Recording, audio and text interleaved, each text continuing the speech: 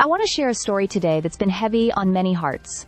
One of unimaginable loss, yet profound courage and love. It's about BBC racing commentator John Hunt and his surviving daughter, Amy. In July last year, their world was shattered when John's wife, Carol, and two of their daughters, Hannah and Louise, were brutally murdered in their home by Louise's ex-partner, Kyle Clifford. It's a tragedy that most of us cannot begin to imagine, but it's also a story of a family who refused to let evil define the people they lost. John Hunt has finally spoken publicly for the first time since that devastating day, and what he and Amy have shared is not just their pain, but the legacy of the three women they loved so dearly. John describes still speaking to Carol, Hannah, and Louise every single day.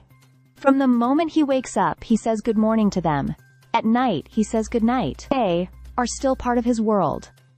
The attack was beyond horrific. Clifford, after being broken up with by Louise, returned to their family home in Bushy under the pretense of dropping off her belongings. He stabbed Carol, raped and killed Louise, and shot Hannah with a crossbow. In her final moments, Hannah had the clarity and bravery to send a message to her boyfriend and call 999, identifying Clifford. John firmly believes that her final act saved his life.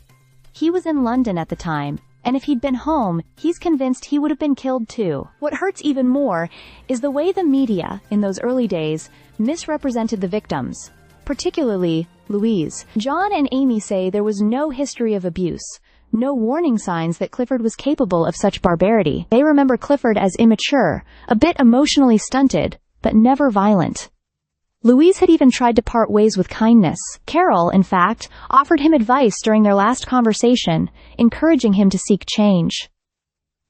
Clifford responded with a nod, and then carried out his monstrous plan. Amy and John say they came forward now because they don't want Carol, Hannah, and Louise to be remembered only as victims. They were full people, kind, joyful, loved deeply, and gave love in return. The family has shared treasured photos and memories, moments of laughter and togetherness, like a sushi dinner just months before the murders, where the daughters talked about how lucky they were to have grown up in such a warm and loving home. John also opened up about how broken the criminal justice system felt during the trial process.